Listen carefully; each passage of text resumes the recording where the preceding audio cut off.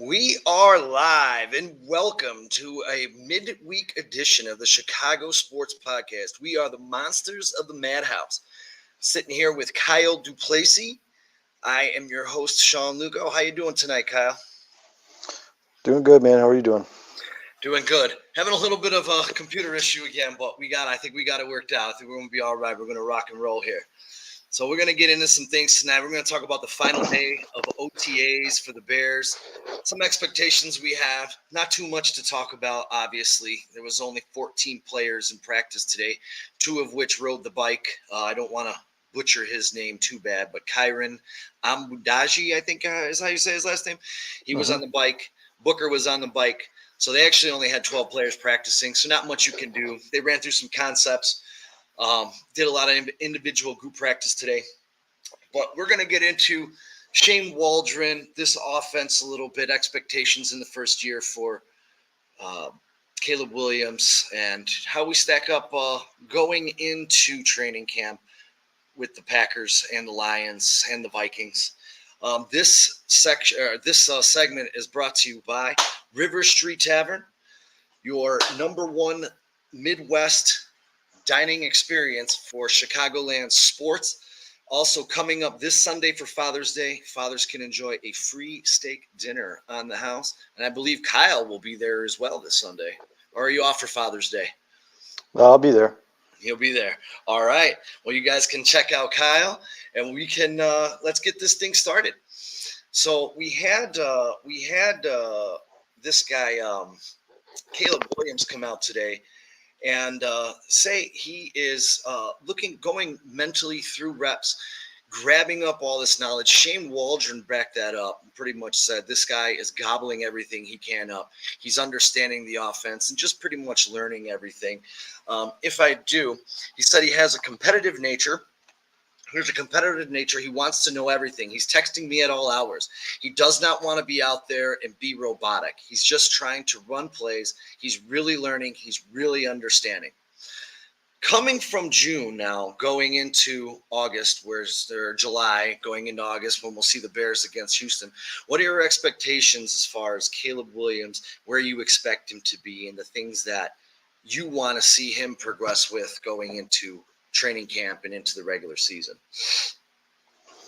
Well, I mean, basically at this point, and it's the basics. It's the things that they teach you in football 101 when you get to the NFL. Obviously there's going to be a big difference in the timing from college football at USC to the NFL. He's not going to have 4 or 5 seconds to throw the ball.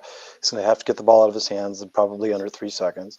His footwork needs to be worked on a little bit. Caleb Williams, for the most part, did have good footwork in USC, but he never really played under center. I mean, it's going to be a totally different game for him. Not only that, but he also, the Bears are trying to get him to stay inside the pocket as much as he possibly can. He, unfortunately, due to bad offensive play at USC last year, he was almost forced to play outside of the pocket, so it maybe became kind of like a habit for him. Yeah. Now, at this point, all we really want Caleb Williams to do is to learn footwork, learn cadences, learn timing, learn the timing routes with his receivers, and start to kind of get more cohesive with his teammates. That's all I really expect. I just want to see him day one look like an NFL quarterback, which we haven't seen for the Chicago Bears in a long time. Yeah, and as you say that about being a teammate, he said everything's about the bond and the trust you build between each other, Williams said. Then we go out and we play on a different level. Your mentality's different, and everything is different when you're out there playing for each other, not for yourselves, which another just intelligent takeaway from this kid. I wanted to ask you, because you just had mentioned USC and having that inferior line that he had last year, playing off schedule out of the pocket. I think one of the things that we're looking at for the Chicago Bears right now is maybe an inferior interior line outside of Tevin Jenkins, because coming out today, our head coach, Mr. Eberflus, said that he expects a full out competition between Shelton and Bates, and we still don't know what's going on at the right guard situation.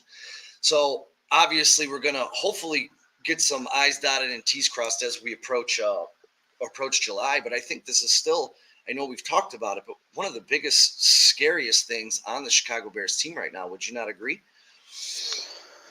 Yeah, 100%. I talked about this a couple of weeks on the CSP podcast and a couple weeks ago. I mean, I liked their draft. I think they had a good draft, but I was still confused as to why they didn't take a center. Now, a rookie center is not necessarily good for a rookie quarterback, but the Bears didn't address the situation in free agency, so I figured at some point they would take a center in the draft. Who I really wanted was Lloyd Cushenberry. I wish the Bears would have gone after him, and I Yeah, would have actually rather have had him than DeAndre Swift. And I love Swift. I'm not upset about the signing. But if I had to pick between the two, I would have picked Cushenberry, specifically because this is a rookie quarterback who's going to need help. He's going to need help with cadences. He's going to need help yeah, with audibles. And, a veteran center is one of the most important things to help a rookie find his way. Now, that doesn't necessarily mean that I'm out on Ryan Bates. The Bears picked up a guy from Buffalo. Ryan Poles has liked him for a little while now. He tried to get him last year. He couldn't. Buffalo upped the Bears or matched the Bears offer. They got to hold on to him. Ryan Poles got him away from the Bills for a fifth round pick this year, and right now, as far as I'm concerned, that is the Bears starting center. They can say there's a competition. We've listened to this before, Sean. The Bears say there's competition in almost every position every single year going into the season, right? And competition is not a bad thing, but I think that Ryan Bates was brought here to be the Bears starting center. Now, we've also seen the Bears do this before, where they take guys in the offensive line and start moving them to different positions, and it's never really worked for them. I mean, I can't think of one instance where the Bears moved one guy, like for instance, Cody Whitehair, moving him back and forth, back and forth. that Cody was a Whitehair, disaster. yeah, at one point he was a Pro Bowl guard, and all of a sudden he's playing center. I mean, it's never worked for the Chicago Bears. It's going to be interesting to see how it works out.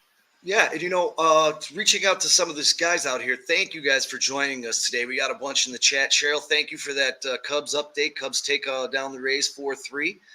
We got Squeegee out here, and he says it's true, except Bates and Shelton are miles ahead of Mustapher and Patrick, which I 100% agree with. And Cliff Victoria chiming in. How's it going, Cliff? Connor Williams is out there in case Shelton and Bates aren't the guy. Touch on that really quick. Kyle and I were actually talking about this the other day, Connor Williams, and he actually had put out there that he was not interested in signing with an NFL team at this moment because he's not close to being ready to get out on the field. So I think as the Bears figure out that their center position is maybe the weakest spot on their line, maybe they'll reach out to him as he gets closer to NFL play. We'll just have to see how that plays out. Going into this, we were talking a little bit earlier today about the Bears offensive coordinators, and we were going through some names: Mark Helfrich and my favorite, Gary Croton. Just kidding, guys. Is Shane Waldron possibly, without ever having a down yet in the regular season, the best offensive coordinator the Chicago Bears have ever had? I mean, if you look at his success in the NFL, and you're not critiquing him and what you think projecting him to do for the Chicago Bears, I'd say probably yes. I mean, unfortunately for the Chicago Bears, the competition isn't really too stiff. I mean, the bar has not been set too high. I mean, you go back and look at all the Bears offensive coordinators in my lifetime. I was born in '88, so I didn't have a chance to see Ed Hughes be the offensive coordinator of the '85 Bears. But in my lifetime, it has not been good. I mean, another problem with the Chicago Bears is not necessarily that the offensive coordinator position coach has been so bad for them for the last few years, but they switched them so quickly that it's hard for a Yeah, guy to establish himself and establish his system. We all yeah, know these NFL playbooks are massive, and it takes a long time to master these playbooks. If you're changing an offensive coordinator every year, what chance does either the quarterback or the coordinator have? I think you were talking about Mike Tyson earlier, and said he actually had a winning record, and the Bears were quick to quick to get rid of him too. I I think I would say that there's no doubt that Shane Waldron is probably going to be the Bears offensive coordinator, but unfortunately, it's probably by default. probably. Yeah, I agree. There's a couple of guys on this list though that and Mark Helrich stands out to me the most because I did like Howard. yeah, he actually 20 and 12 Mark is the Bears offensive coordinator. Unfortunately, he was part of that double doink situation there for the Bears. But Hmm. you know, I'm hoping that they finally get it right with this guy, man. I mean, his concepts seem to be on par with with today's NFL. Something that I think that Getsy just, Getsy wasn't creative. This guy seems to stack the same plays but change up the things that he does and really fools offenses. I know I talked about the all-22s before, but when you watch that and how he just toys with offenses, and he makes you think he's attacking, and all of a sudden it's an inside handoff, and Kenneth Walker's taking off for 50 yards because they're trying to cover the pass. These are things us Bears fans are going to be looking at Sunday like, holy crap, we're actually doing this. So I think that's going to be really fun to have a guy who has a creative brain here in Chicago for once. Yeah, he disguises a lot. He runs a lot of different plays and schemes out of the same formation, so you never really know which one is coming. Yep. When you watch the Seahawks for the last couple of years, you see something you've never seen in Chicago, which is wide receivers who are schemed open as opposed to having to get open while the quarterback buys time. I mean, how many times have Bears fans watched, other teams in primetime games or on Sunday, and there's guys wide open all over the field, particularly teams like the Niners or the Rams who have very good coaches. And these guys are wide open running across the field because they're schemed open with different hitches and different picks and stuff like that. I think Shane Waldron will be the first Bears offensive coordinator to bring that to Chicago. 100%. 100%. If we may switch here really quick, we have to go to pay some bills, and we're going to look at before we get into Rome Odunze, we're going to switch over to Bridges Scoreboard. Bridges Scoreboard with the Hall of Fame menu and the coldest beer in the Chicagoland area. To prep for all of your Chicago sporting events, visit bridgesscoreboard.com. We're going to move into Rome Odunze because Rome Odunze, I wouldn't say he made a proclamation today, but he made a nice statement that says, hey, I'm here to win. He came out and said he's eyeing the rookie receiving record. And I quote, I went to school with Puka Nacua, so I'm absolutely chasing that. The record is 105 receptions and 1,486 yards. He also said he wants to be the Bears' single-season record holder, which happens to be 2012 with Brandon Marshall. He had 118 catches for 1,508 yards. 13, Alshon had 89 for 1,421. Marcus Robinson in 99 had 84 for 1,400. And just go back to last year, DJ Moore is number 4 on that list. 96 catches, 1,364 yards. In his rookie year, with all these mouths to feed, from the tight ends, the running backs, the 2 other primary receivers, and Allen and Moore, is 150. I don't think 115 catches, or what was it, 105 and 1,408. That's almost 1,500 yards as a rookie. I don't see it in this offense because there's too many mouths to feed. Personally, what's your take on that? Yeah, I agree with you 100%, Sean. I mean, first of all, there's only one football, right? He's going to be on the field with Cole Kmet, Gerald Everett, DJ Moore, and Keenan Allen, all established veterans who are all going to demand targets. Yeah. These guys have all been known as number ones. I mean, Cole Kmet is a number 1 tight end in the NFL. DJ Moore is the number 1 tight end in any other team in the NFL, and Keenan Allen is the number 1 receiver on any other team in the NFL. I love the enthusiasm. I love the lofty expectations. That's great. I think I would rather hear Rome Odunze say he's going to set the rookie receiving record at 1,500 yards than say, I'm okay with 6. I love it, but realistically, unless there's some major injuries, it's probably not going to happen. Now, do I believe that Rome Odunze could one day set the Bears' all-time receiving record? Yes, 100%, absolutely. Years down the road, when he's established, and him and Kim Williams have gotten to know each other a little bit better and established some chemistry. But I mean, man, when you're on the same field as Keenan Allen and DJ Moore every play, that's going to be really hard to scrape up 1,500 yards as a rookie in the NFL. I'll say if one of them, God forbid, got hurt early in the season, maybe there'd be a possibility for that. But I think that's what it's going to take. Well, and the fact that we're even saying like, if one of them got hurt, maybe. Well, then I mean, imagine how slim the chances are if neither of them get hurt. Yeah, I actually have him pegged somewhere around JSN from last year. 700 yards, 6 rushing touchdowns, or 6 receiving touchdowns. Sorry, somewhere around that, filling that role. That third role. And I wouldn't be upset about that at all. If he comes out, Rome Odunze comes out next year and lands somewhere between 700 and 800 yards, and anywhere around from like 6 to 9, 10 touchdowns, I'd be completely happy with that. That's a great rookie season for wide receiver. 100%. 100%. You know, the other thing, and I know everyone loves Cole Kmet, and I do as well. And you know, he had a great season for the Bears last year. I see Gerald Everett contributing a lot in this offense. I think he's going to be around 400-500 yards possibly. I really like his style, and he's a violent runner, and he's hard to take down. He's got some yak for a tight end, which is fantastic. I've always been a fan of this kid. I loved it when they signed him, and I think he's going to do. I've heard people argue with me and say, "Oh, 300 yards max." I think this dude could blow up, especially the way Waldron likes to use tight ends. He also does have to stay healthy. Yeah, and it's about time, right, Sean? I mean, people talk about how ugly the list of Bears quarterbacks is since the year 2000. I mean, go back and look at the list of the Bears tight ends, specifically number 2 tight ends. Yeah. I mean, they drafted Adam Shaheen in, I believe, the second round. That was an absolute disaster. Robert Tonyan came here and had butterfingers, played worse than he's ever played for, and now he's played for all 4 NFC North teams. And of course, we got the worst of them. You know, Martellus Bennett was good, but he never really panned out to what they wanted to be. Trey Burton was an absolute disaster. Like, it's nice to see the Bears go get players who have established themselves in the NFL. I don't expect Gerald Everett to catch 1,000 yards and 100 balls and 10 touchdowns, but if he can contribute and block, and when he's on the field, teams really don't know what the Bears are doing with that second tight end, where he's going, what he's doing, and he can pull some stunts, maybe block for a minute and break out and catch a pass. That would be great for the Chicago Bears. Just one more escape plan for Caleb Williams if he gets stuck back there in no man's land. And you know what? Right now, as a rookie quarterback in the NFL, and especially specifically in the NFC North, he needs all the help he can get. I love Bruja. I can't watch enough of Roma Dunze.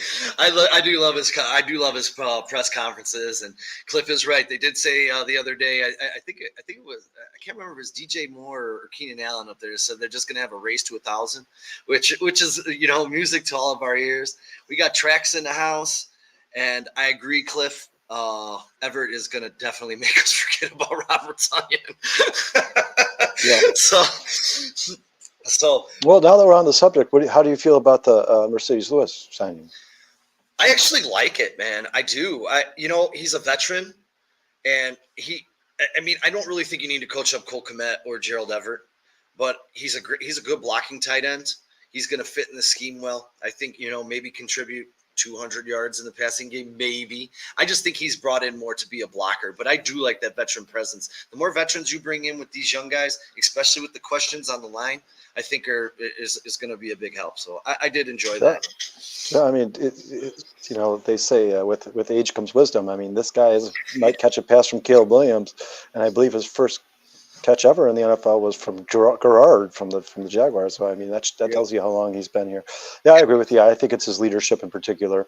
Especially a lot of these young guys, things we don't even think about. Not just necessarily the on-field things they have to learn, but the day-to-day, how to manage your time, when you see your family, when do you not, like just the traveling, all the idiosyncrasies of playing the NFL. I think Mercedes Lewis can help these young guys out a lot. Yeah, that stuff. Traveling and just being in the NFL, he'll be a great role model for Roma Dunze as well. I'm pretty sure he seems to be well liked as well, and that's something pretty awesome. Yeah, and the coaches refer to him as almost another tackle at the end of the lines. I mean, that's how good of a blocker he really is. I was thinking about this today, and I wanted to try and pin this with Waldron, because as sad of what I'm about to say, it comes off, and it's going to come off here really bad, because it's just unfortunately been too long for us. The Bears haven't won a playoff game since January of 2011.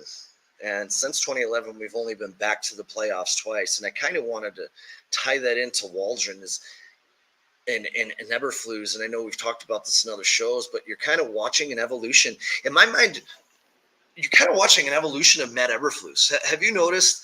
And I was listening to the Score the other day. I can't remember what show it was. And they said, start listening to Flus talk.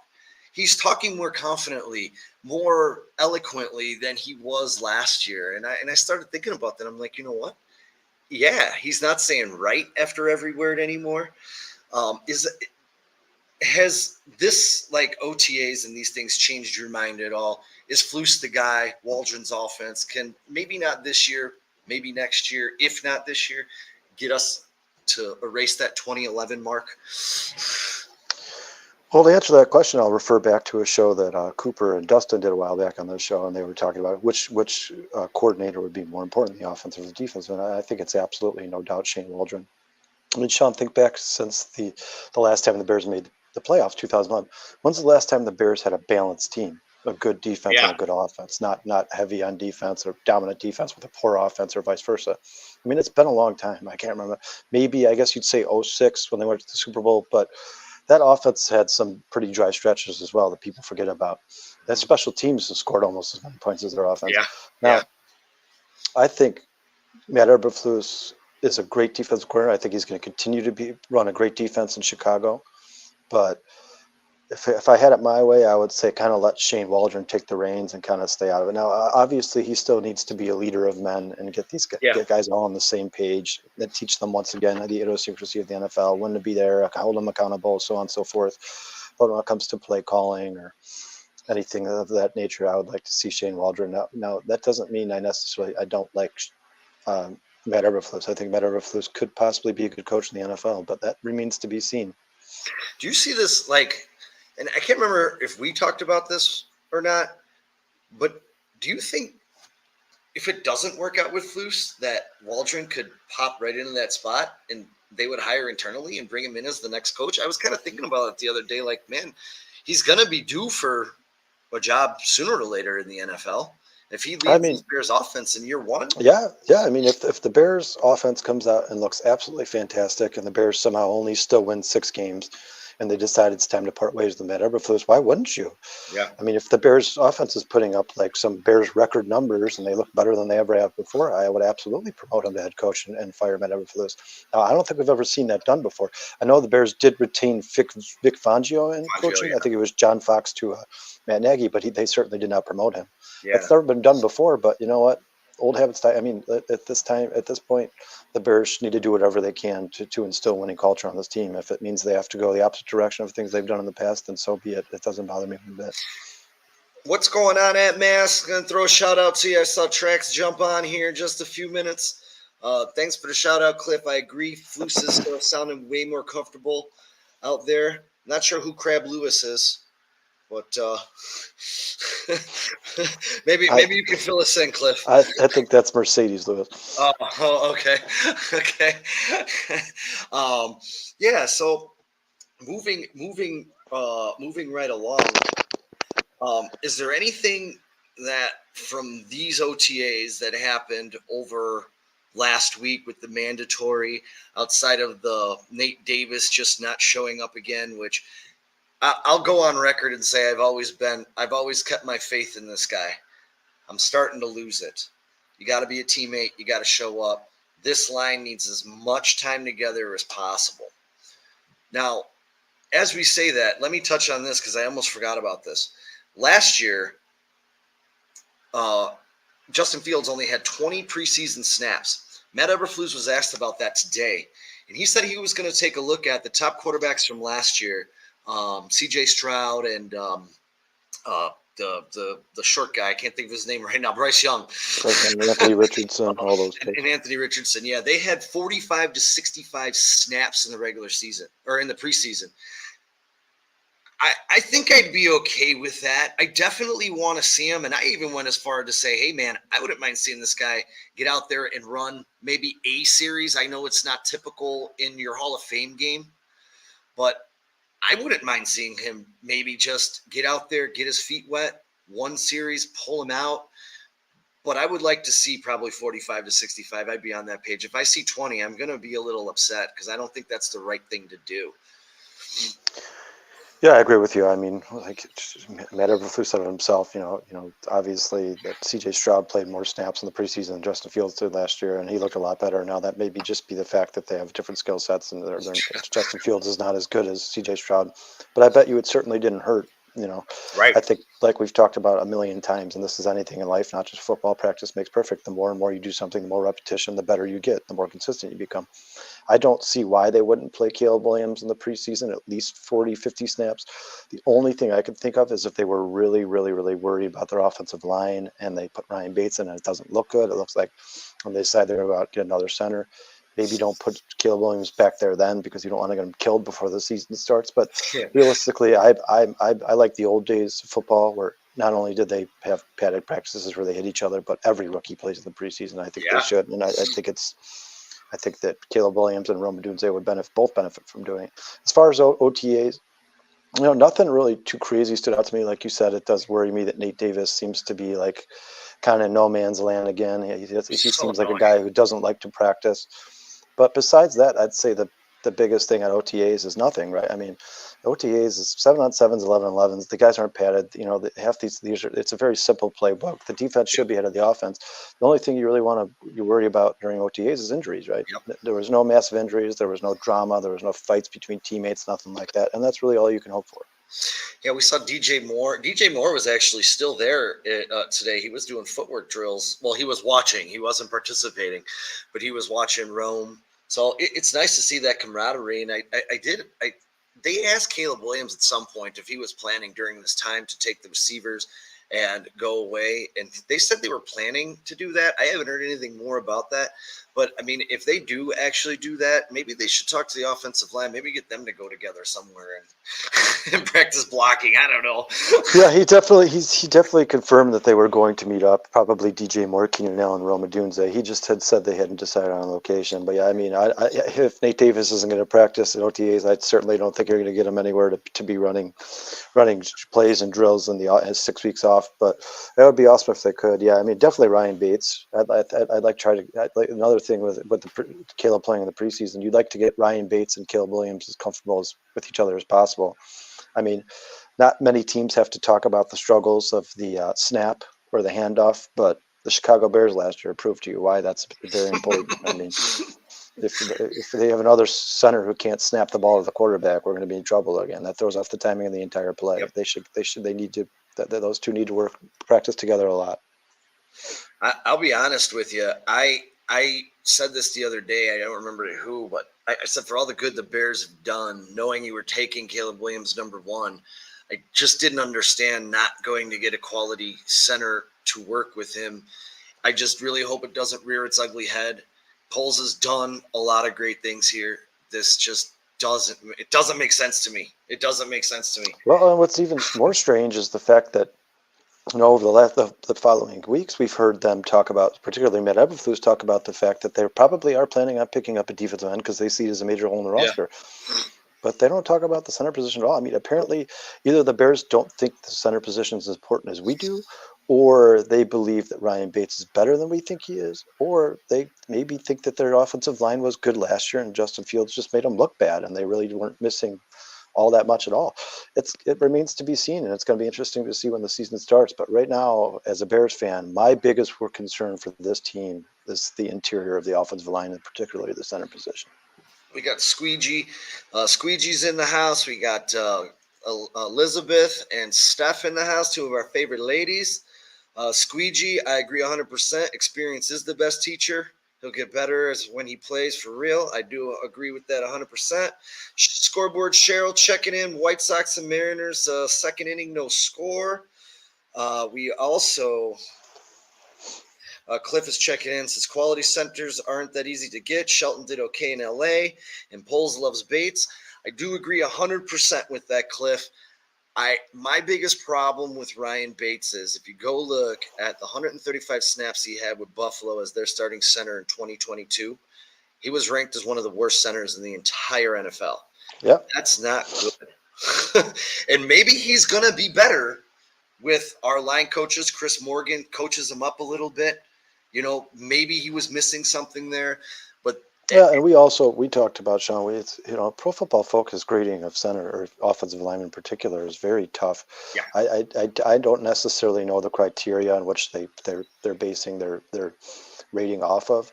Yeah. But maybe he did certain things for the Buffalo Bills that the Bears and Ryan Poles liked, and maybe they're only going to ask him. They're going to ask him to do a little bit less here in Chicago. Maybe it was a different, obviously it was a different scheme there. Maybe he's going to pull more here or get into that second level more because they do say he's quick on his feet. But man, when you go look at that Pro Football Focus grading, it's brutal, man. They beat him up pretty good. I'll tell you this, to your point about PFF. I thought Gervon Dexter down the stretch the last 6 games did a lot better than what his PFF grade, because I think he ended at like a 50.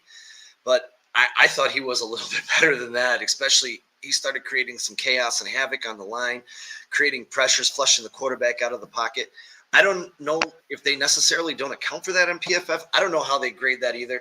I think maybe one day we can talk to Trax. Maybe we get a PFF guy on here to explain the system to us a little bit, so we can understand it a little bit, get better. Because I don't get PFF for dummies. Yeah, right. What's going on, Bruce? How you doing, buddy? Thanks for checking in. Thanks for everybody for checking in, man. Don't forget Thanks, guys. that like and subscribe button. I think we've touched here a little bit on our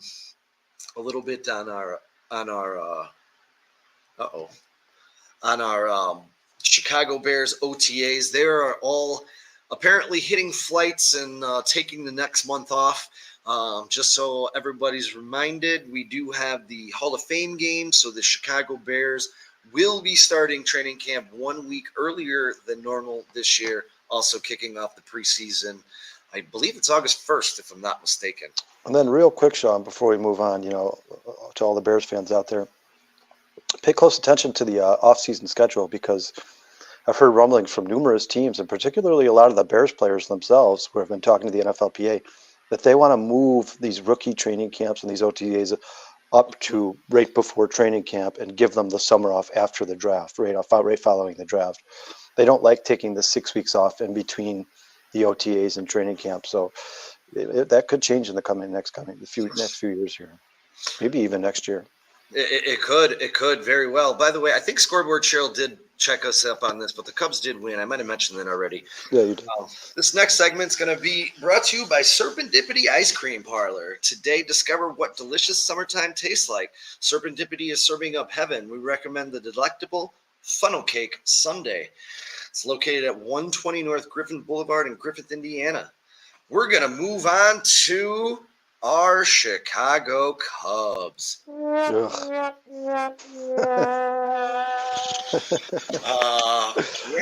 a lot going on the north side of Chicago, like losing every series, every game. I want to slap myself in the face.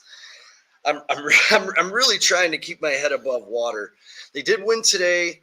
So coming into today's action, they did lose 16 of their last 23. They haven't won a series since in their division since they beat Milwaukee at the beginning of May. They have a very fluff schedule. They're making it look really hard versus Tampa Bay, for the love of Christ. We were talking earlier a little bit about this, and I'll dive right into it and just say, I think the Cubs overachieved last year. I know I texted you this a little bit ago, but you start looking into some of these numbers of these guys.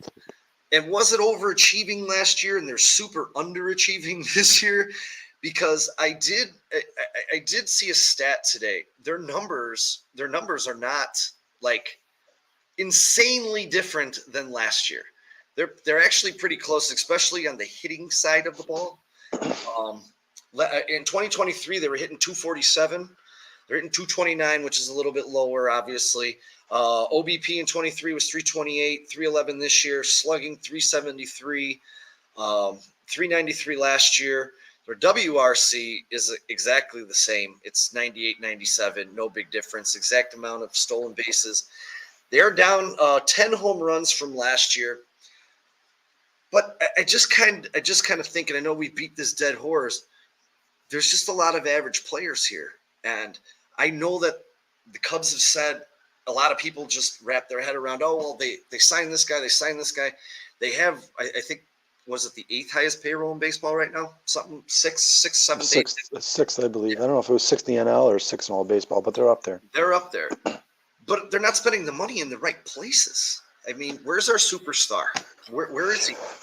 Man, we want to talk about what's wrong with the Cubs. We could talk about this all night. I mean, it went from average last year to good to start off the season this year to absolutely horrendous, embarrassing, astronomically bad. I mean, the Cubs are not good at defense. They're not good at running the bases. They're not good at stopping other teams from stealing bases. They're not good at hitting. Their bullpen cannot pitch. there's really right now, fundamentally, there's nothing this team does well. The only thing the Cubs fans can hang their hat on right now is starting pitching. I mean, that's it. That's it. Yeah. And the only one of those guys who was signed in free agency besides Imanaga, who all we know was an international signing, was Jamison Tyon, which was a terrible signing. I mean, I'm not even saying I necessarily dislike Jim. I don't think just Jamison Tyon's the worst pitcher in the world, but he's an average pitcher that the Bears or that the Cubs signed and then tried to convince us all that he was going to be some star in Chicago. They've done this to us before. They did the same thing when they made the trade for Jose Quintana from the White Sox. The guy was a career 4 ERA pitcher, and then they traded for him and convinced us that he was all of a sudden going to drop down to a 2 ERA pitcher. This is the Cubs. From as far as I can tell, what they do is they spread their money out instead of committing it to one superstar or 2 stars, and they buy average players. That's what they do. And I think for me personally, I believe that they knew this team was average. This, especially the hitting, was an average hitting team, and they went and got a guy like Craig Counsell because they thought that he could take an average team and make them play above average, pull the best out of them, if you will. Yeah. But it's just not there, Sean. It's just not there. I mean, first of all, I'd say that most of the guys on this team are probably a little bit, like you said, probably a little bit below what we thought of them in the last couple of years. I think Ian Happ is probably going to end up being like somewhere around a career 240 hitter. That's basically what we've gotten him from the last 2 years. I think Cody Bellinger is a good player, but his MVP status is far, far, far behind him, and we are never going to see that Cody Bellinger again. He's not going to be a superstar in MLB for the rest of his career.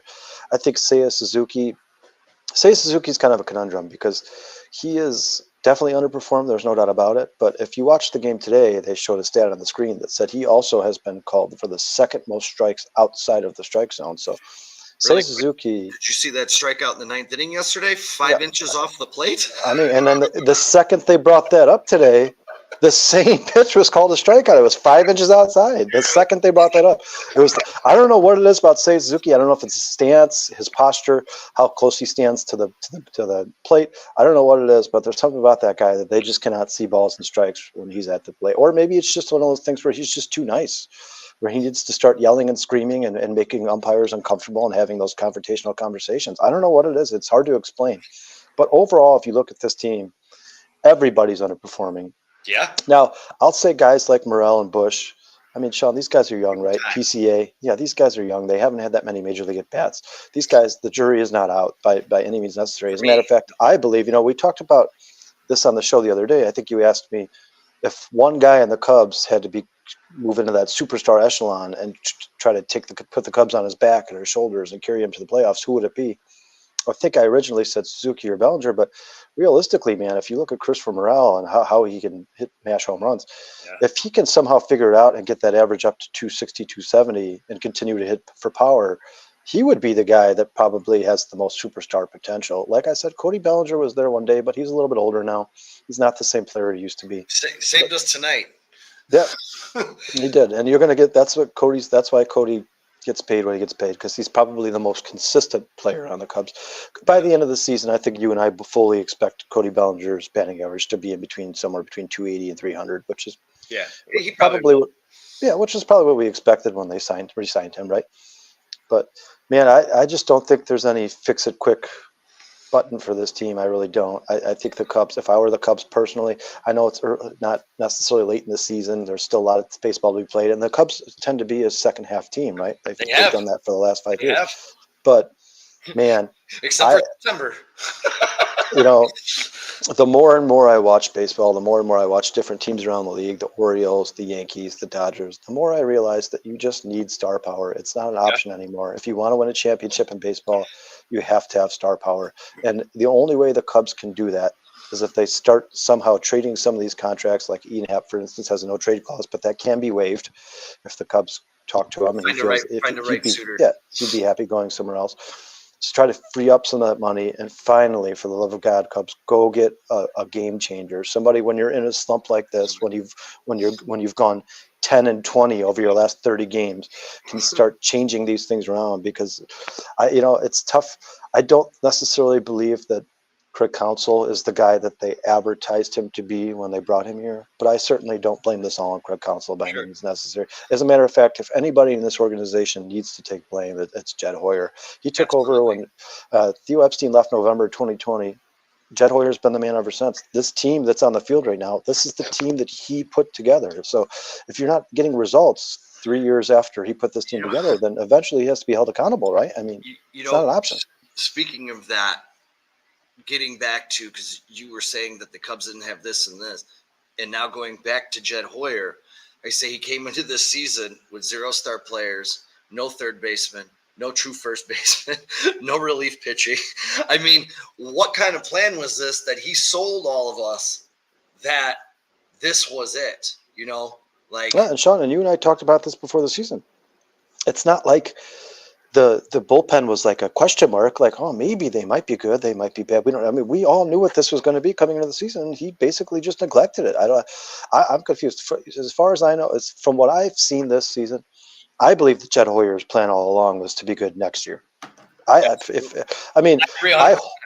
right. I mean, I hope they don't care about the season, because if they do care and they are trying to win, this is not good. If they're trying to win and these are the results, these guys are not the right guys. Let me throw this out there too. So, and this is an absolute joke. I'm almost going to play the sad trombone again. Uh, since Jed Hoyer's taken over as the general manager, Theo Epstein left. The Brewers are 309 and 236. The Cardinals 282, 261, 26 games back. The Cubs 257, 289, and 52 and a half games back of the Brewers since Jed Hoyer has taken over as the Cubs president. Someone's head needs to roll if they want to fire Dustin Kelly because he can't get these hitters back where they're supposed to be, or you can't use Tommy Hotovy because I think the pitching lab is the greatest thing that's ever happened to the Cubs. He actually turns lemons into lemonade. You know, I love what this guy. Yeah, that's if Cubs do have one thing to hang their head on over the last since Jed Hoyer took over, it's the fact that they pick up guys like David Robertson, and all of a sudden they look like they're revered from the Yankees, man. Like, and they accumulate prospects from these guys. But I mean, Sean, what's the definition of insanity? Doing the same thing over and over again, Yeah, and not getting a different result. Well, you keep rolling out the same staff, these same players year after year after year. You're insane. I mean, this is not whatever. It's not working. Whatever the Cubs tried, whatever image they had, whatever they pictured this team being, it's not working. That's not the team they thought it was going to be. If I were them, I would start. I know it's early. I know this sounds crazy, but I would, if this continued to play like this up until the trade deadline, I would start thinking. People were talking about the Cubs adding a big bat or a bullpen. If I were the Cubs, I'd start thinking about trading some of these guys away and start add 100%. more prospects. I mean, because the only way the Cubs win a World Series, to me, in my opinion, in the next 3, 4, 5 years is the farm system, the talent pool. We know 100%. nothing about these guys. Some of these guys may come up here and end up being absolute stars. Some of them may come up here and be absolutely useless. Guys like Matt Mervis. This is one of the things I wanted to talk to you about as you bring up the minor league system. And really quick, before we move on to the minor league system, I want to send a couple shouts out. Thank you, Trax. I love this shirt. It's one of my favorites. I appreciate it. I thank you guys all for being with us on this Wednesday evening. I'm sure you have better things to do, but we appreciate you being here with us. Don't forget to hit the like and subscribe button on there. We're going to move on to the minor league system because I got a very important question to ask. Our guy, Alexander Canario, is on an absolute heater. Heater of heaters. His last 21 games, I looked this up today. His last 21 games, he's hitting 345. He's 415 and slashing 810, 11 home runs, 28 RBIs. His last 6, he's batting 478 with 4 home runs, 10 RBIs, and his OBP 1,044. When do you start saying it's time to bring these guys up? Because we've watched Matt Shaw be hot. We've watched Brennan Davis be hot. And you mentioned the Orioles a little bit ago. The Orioles haven't added stars. They groom stars. Their stars came from their minor league system. Their pitchers, Gunnar Henderson. When do we bring these guys up? They have made splash signings, or I believe it was a trade, a guy like Corbin Burns. That was a great addition for the Orioles. But, yeah, I mean, you're 100% right, Sean. I mean, How come the rest of these teams in baseball can bring these prospects up and they come up and they light the world on fire? De La Cruz, all these guys. Well, I don't understand. Yeah. It's the Cubs. We've heard so much about Owen Casey. We've heard so much about Matt Mervis. We've heard so much about Alexander Canario, Kevin Alcantara, Christian Hernandez, Jefferson Rojas. All these guys in the farm system are going to be the future of baseball. Well, I mean, what does it take to bring these guys up? I mean, can it get much worse? They're 10-30 in their 10-20 in their last 30 games. At what point do you say, you know what? Ian Happ, we're paying you a lot of money. We like you a lot. You've been good for us for the last few years, but There's a bench. 220 is just not going to cut it. We got guys in the minors who we believe can go up here and hit, even if it's 222, right? I mean, that's better than 220. I mean, for me, in particular, it just doesn't make much sense. And the Cubs have always been kind of that team that was really conservative about bringing their prospects along. They when they drafted Jordan Wicks, his draft profile was that he was the most MLB ready pitcher in the draft. Yeah. Cubs drafted him. It took him 2 years to get here. It's like that's just kind of how they've been. But some of the stuff's getting a little ridiculous. Canario's been up here 3 times now, and has had big moments up here. Yeah. At some point, you got to have faith in these kids. It seems like they finally have. Yeah. I mean, what's the only way to get experience is to go out there and play, right? I mean, even if it's just playing DH every other day or something like that, they don't necessarily have to play in the field. But look what PCA is doing. Obviously, PCA has been struggling at the plate, but overall, as a baseball player, he looks like he's going to be a special talent. I mean, he's one of the fastest players in baseball. Yeah. He can turn almost any single into a double. If he hits a infield bunt on accident, a bunt swing, they're under a lot of pressure to get that ball to first quickly as possible. He's made them two different errors now since his speed has caused 2 different errors. I mean, I think you need guys like that, those guys in the farm system, to come up here and give this team a spark, because like I said, there's no fix it quick button for the Chicago Cubs right now. None of these guys, none of these vets on the major league roster are going to be that guy. They've proved it. You know what they did today? That pitcher Jorge Lopez from the Mets, who threw his mitten to the stands. Cubs signed him to a minor league deal today. Yeah, of course. The guy who said I play for the worst team in baseball. I don't know if he's gonna like it here. Wait until you get a load of us. Yeah. Sit down here next to Albert Alzolay and Drew Smiley and Kyle Hendricks and wait your turn. I'll tell you this. I did write this down. So the Cubs have the 8th highest payroll in baseball in MLB this season. Teams with a better record, with a lower payroll than them, brace yourselves, everybody. The Orioles, the Indians, the Brewers, the Royals, the Mariners, the Twins, the Padres, Toronto, Boston, San Francisco, Pittsburgh, and Detroit. Yeah, it makes it even more heartbreaking that they're losing to quote unquote inferior teams that happen to play in their division. I mean, it's heartbreaking. It really is. I can't stand watching the Brewers beat the Cubs, but I think we're going to see a lot of that this year. It's unfortunate, but there is no quick fix. And you know what? No. Jed was on the score yesterday and pretty much said, we've made these mistakes before. We're not going to go sign players at the deadline. I don't know if he was blowing smoke, but if you're not trading, you're not trading away, you're not trading for, then what are we doing? What are you doing? I mean, the Bulls have done that for the last 3 years. How'd that work out for them? I mean, it's like we just talked about the definition of insanity is doing the same thing over and over, expecting different result. I mean, it's time to unload one of these guys on the major league team and bring somebody else here. See, maybe a change scenery for somebody like a Pete Alonso. Maybe he can come here and go back to his 350 bomb days. They need something. They need a spark somewhere of some sort. I honestly am still open to the idea of them trading for Luis Robert. If the White Sox are willing to part with him, which they should be, because they are light years away from being a championship caliber team, I would love to see Luis Robert here. As you bring that up, I'm just trying to think. Say PCA, James Triantos, in maybe one of these other prospects, and PCA obviously being the centerpiece of that deal, he's our highest prospect in our organization. Would you be okay? I think I'm coming around to it, of letting PCA go in a Luis Robert deal. I mean, Toronto seems to be the guy they're dangling around the most. They just, with Shaw and these guys, they just don't have any room for him. And he seems to be really good. But I would Uh, be something that interests you to do? PCA would be a little steep. I mean, I would be fine with trading PCA for Luis Robert, but not much more. I mean, if they're asking for PCA, it's not going to be much more. And it also depends. I mean, Sean, how far away do you believe the Chicago Cubs are from winning a World Series? I mean, how many years away from a championship caliber team do you think we are? Ooh, the Uh, Cubs? I mean, better yet, what do you think Jed Hoyer would say if you asked him that question? That's a really good question because I mean, because if he comes back and he says, I think with our prospects having to get up here and get experience, we're well, 5 years away. Well, then what good would Luis Robert do you, right? You might as well hold on to PCA. well, let me ask you this: if Jed Hoyer did his job and got a bullpen this offseason, coming into this season, I think the Cubs are in first place in this division. Yes. Now I listen, really do.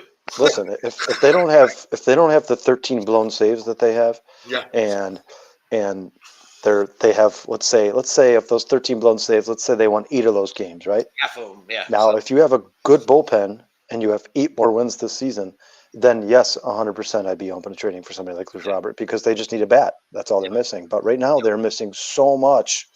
And I don't think they have the money to spend in the offseason and go get all this stuff. At some point, they're going to have to start making trades. You're going to have to be very, very, very careful about which one of these prospects you trade away because Sean, we've yeah. seen it 1,000 times. Matt Oh, Mervis was supposed to come up here and be amazing. Wasn't that good. Other guys come up who are like, oh, this prospect's not that great, but we'll see what he's got. And they come up and they're stars. I mean, you got to be very, very careful. You have to know what you got down there. I don't want another Lou Brock situation on our hands, man. I mean, for me personally, I would say that for me personally, Matt Shaw and Jefferson Rojas would be untouchable for me. Those would be I think those are two, and maybe Owen Casey is 100%. in there as well. I Oh, mean, Owen those Casey are is those on are my legitimate hitters. Those yeah, guys are gonna Casey they're is gonna on come my up here and hit. untouchable list. Yeah, Matt Casey, Shaw is a hitter. I'm starting to get there with Alexander Canario, man, because he seems like he's been coming up. Just watching his swing, man, that ball jumps off of his bat, man. Yeah. He hits, dude. You Like, know what get him sucks is here. we would know a lot more about him if they never sent him down. We would know a lot more about him. Didn't they? He was they brought him up last year under Ross, and he didn't do anything. They brought him in against that Duval again in San Francisco, who throws 100 miles per hour. They're like, see, he sucks. We're gonna send him back down. I'm like, the guy just his first major league at bat. Ultimately, the only way for me personally is fix the Cubs starts at the top. I think if 100%. this team misses the playoffs again, it's time for Jed Hoyer to go. You know, even like that, everybody loved that Dansby Swanson signing. You know, the longer this goes on, that looks like, Vernon Trax asked the question the other day, was the Dansby Swanson signing the worst signing in Cubs history? I don't think anybody can ever surpass Jason Hayward. I really don't. I think that was by far the worst signing the Chicago Cubs have ever had, at least in my lifetime. But I'd say that Dansby Swanson's gonna if he keeps playing the way he's playing and he keeps hitting 220, he's gonna be in that conversation for sure. Yeah. And we got so many loaded shortstops. We'd have to find someone to take that contract, which is going to not be the easiest thing to do. Really quick, too, just so everyone knows what the Cubs would have to do. If the Brewers played 500 baseball from this point on, they'd be 83-75. The Cubs, in order to win the division, would have to go 56-39. I just don't see that happening out of this. No, with this current roster, the way it's constructed, that is not going to happen. At this point, like we just talked about, at this point, if that's the reality and that's the case, maybe unless I don't know what it would take for them to make a wild card. I don't know. I haven't looked at that. But if that's the case, I would trade some guys like Nico Horner, Ian Happ, and I would start bringing these guys up and start grooming them, letting them get some big league play, man. I mean, you can't keep doing the same thing over and over, guys. If this keeps happening where they just can't, the Cubs have the fifth worst batting average with runners in scoring position, and they are the worst in baseball in BABIP with runners in scoring position, which means they're not even getting balls into play when there's runners in scoring position. They're below average at stealing bases. They have the sixth worst defensive metrics in baseball this year. They can't stop other teams from stealing bases. They can't hit clutch moments or runners in scoring position. Their bullpen is absolutely useless. Every single time a guy comes in, the Cubs need a 7-run lead for us to feel comfortable about it. I mean, it's just they're way too far away from getting quick at the snap of a finger or getting good at the snap of a finger. It's time for them to probably start thinking about, instead of bringing a star here or a bullpen here, it's time for them to start thinking about maybe letting some of these guys go. The light at the end of the tunnel. We only have a month till training camp. Woohoo!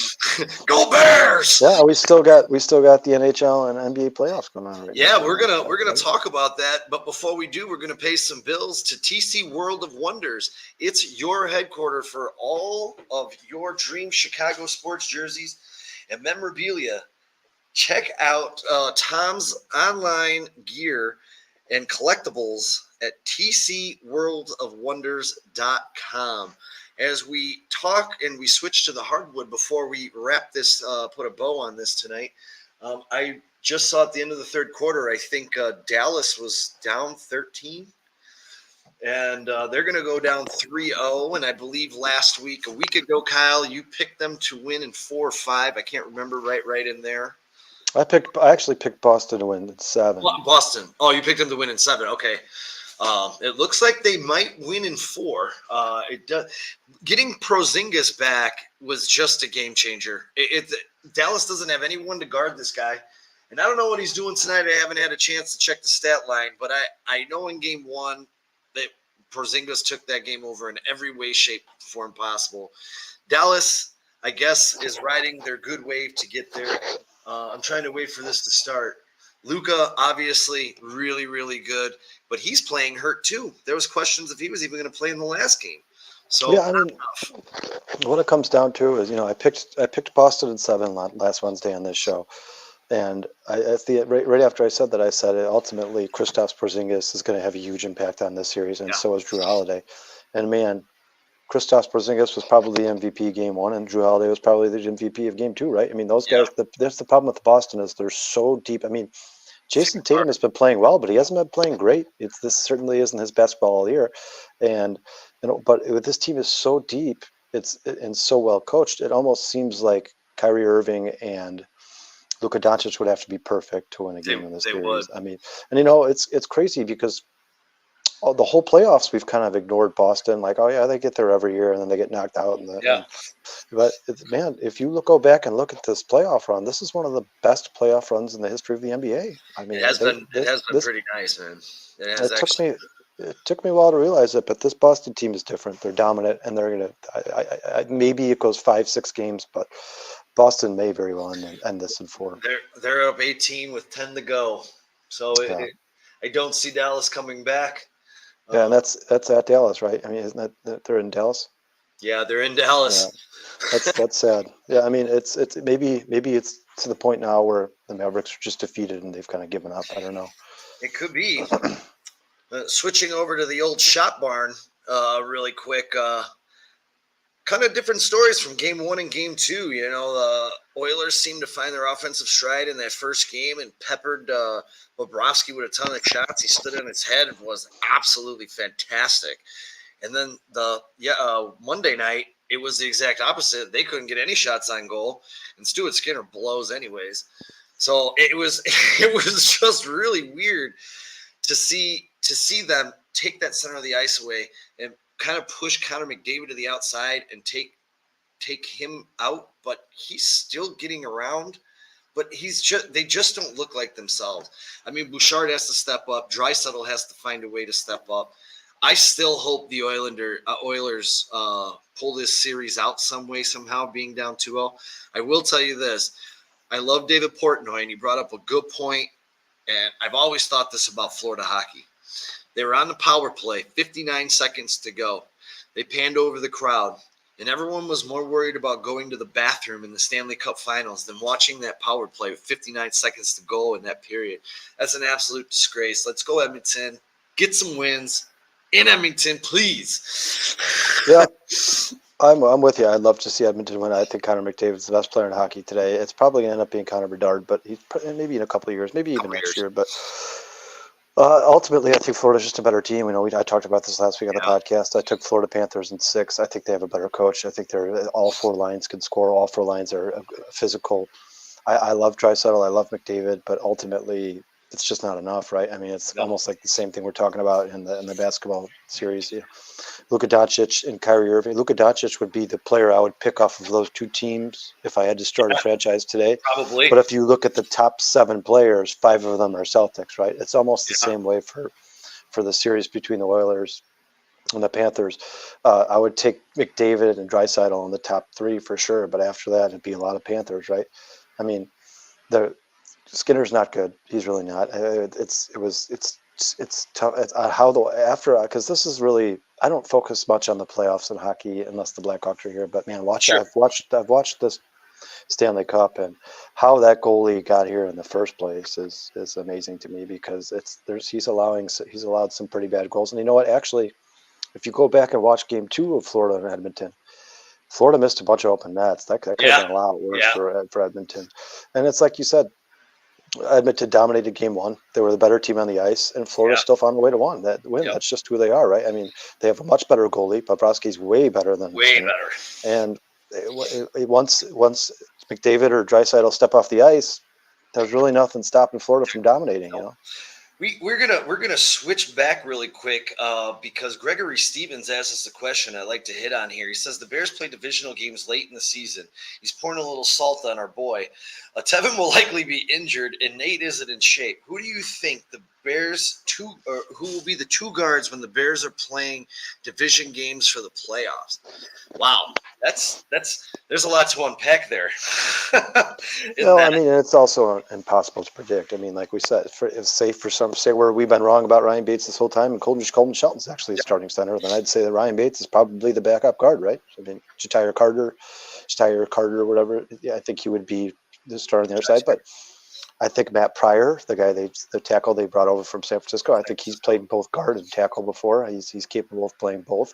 I don't know what they expect from Karan, this 3rd-round pick, the tackle they picked up. I don't know what they expect from him. I mean, that it's absolutely impossible to predict. I don't think, people talk about Tevin Jenkins like, oh, he's going to miss the whole season. He's injured all the time. I think he missed, 4 games last year? Yeah. Was it 4 games? I mean, 4. I think he's missed 10 games the last 2 years. Something around there. I still expect him to be there more often than not. Now, yeah, 100%. obviously, when Tevin Jenkins does go down, you can feel it. We miss him a lot. He's probably I think he's a top 3 guard in football when he's healthy. But I'm not. It's impossible to predict. I'm not going to bank on the fact that he's going to get hurt. I don't want to either because Tevin Jenkins being hurt would absolutely devastate this team. Yeah, I do like Cliff over here. Bates may be one of them. I do agree because you do have Shelton, so those 2 you could easily flip. And Cliff also with Amadaji. I did hear he could play guard. I think a lot of this is going to have to play out here in mid-July and into August and see. Well, and they still haven't. Out. I mean, would you be shocked at all if the Bears signed both a defensive end and a center before that, or a backup guard or a backup center before the season started? I mean, this roster is not complete. There's a lot of cuts coming. Obviously, all these teams have to cut their team rosters down to 53 men eventually, and I'm sure the Bears are going to look at those cuts and see if there's somebody out there who has a better option than the guys they currently have. And sometimes some good players are cut because of salary issues, and you never know what's going to happen. We got 1 month. We got 1 month of summertime enjoyment before we start cutting the rug on the Chicago Bears and the preseason and training camp, which Kyle and I are going to try and get to. We know some of these fair weathers are going to bounce out and steal the tickets that we've been grabbing up through the shitty years here. Before we get out of here, we have. We'll be there, Sean. We'll be there. We'll get there. If I have to break promise. in the joint, I'm going to get in there. I will have training camp tickets.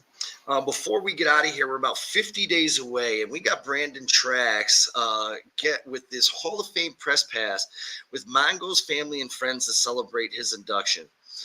We want to thank him for continuing to think of CSP and wish them the best. Can't wait for him to get his long awaited due in the Hall of Fame, along with the Windy City Flyer. And Peppers isn't going in a Bears jersey, is he? I don't believe so. I think it's a Panther. It's a Panthers. Panther. Yeah. I mean, he did play. He did play more of his years there. Well, and that's where he's. I think that he was. That's where he was rookie, right? That's where he was drafted. Yeah, yeah. Yeah, those players who are they kind of spread out their careers evenly between different teams. They generally tend to side with the team that gave them the chance and drafted them. It's usually not very surprising. I do agree at Mass. Playoff hockey is absolutely fantastic. One of my favorite things to watch in all of playoff for any sport. Yeah. No, I didn't not watch the hockey playoffs because I was disinterested. I have a 3-month-old baby and I have to watch the Cubs and then I work 60 hours a week. I would love to watch every hockey playoff game if I could. I think I do. I think hockey playoffs are probably the best playoffs besides football, if you ask me personally. Yep. And unfortunately, it looks like our time has ticked away for this midweek edition of the Chicago Sports Podcast, the Monsters of the Madhouse. Thank you guys all so much in the chat. Gregory, Cheryl, Cliff, Aunt Mass, Steph, Liz, Bruce, Squeegee, Bruce, Trax checking in. Thank you guys all so much for spending your midweek with us. Any nuggets, tidbits, anything you want to say before we put a bow on this thing? no, I just want to talk about, obviously they did their end of OTA pressers today, all the Bears, the coaches, the players, and once again it just sticks out how intellectual Roma Dunze is. Man, that guy is so well spoken. It's crazy. It's like it's like a 40-year-old man up there talking, And Ryan Poles is notorious for drafting guys who are very smart and well raised, and it looks like he nailed it again, man. I was going to say Caleb awesome. Williams too. Both well spoken. Yeah. And he went to dinner with both of their parents, and he said that the apple didn't far fall from the tree. They're both very smart because of the way they were raised, and it's just awesome that we, of all the bad stuff we talk about in Chicago sports, it seems like Ryan Poles is finally starting to change the culture in Chicago for the Chicago Bears. He just might be our light, man. He just might be that light. And again, I think we talked about this. I don't think this was the Bears picking the right guy. I think the right guy fell into their lap because they've gotten this wrong so many gosh darn times. Yeah, Sean, how many times are we about to go into the season? We think they're going to be good, and then they just do what the Bears always do, and there's some monumental collapse of some sort. It feels different this year, guys. It just feels different. I'm energized. Yeah, when's the last time the Bears took a number one quarterback and then a receiver in the top 10? It just feels, excluding Kevin White, it just feels different, guys. It does. I feel the buzz. I feel the buzz everywhere I go. I was at our Gilbert's Fest here where Bears last weekend, and I had some random go Bears. I'm like, yeah, go Bears. It's crazy. Yeah, it's like you don't want to say it because you've been scarred so many times as a Bears fan. You don't want to jinx them, but I feel like he's built a roster that can't fail. It's Keenan Allen, DJ Moore, Montez Sweat, Roma Dunze, DeAndre Swift, Cole Kmet, all that you can go through the whole secondary. Like it's almost like unless there's some monumental injury or Matt Eberflus is the dumbest coach in NFL history, this cannot fail. It can't fail. Absolutely. All right, we're going to put a bow on this, gentlemen. Thanks to all of our sponsors, River Street, TC Sports Wonder of Worlds, the World of Wonders. World of Wonders, thank you. It's right on the bottom. It's going across. World of Wonders. Thank everyone in the chat. Thank you, Trax, for putting us on. Until next week, bear down. Go Bears. Take it easy, guys.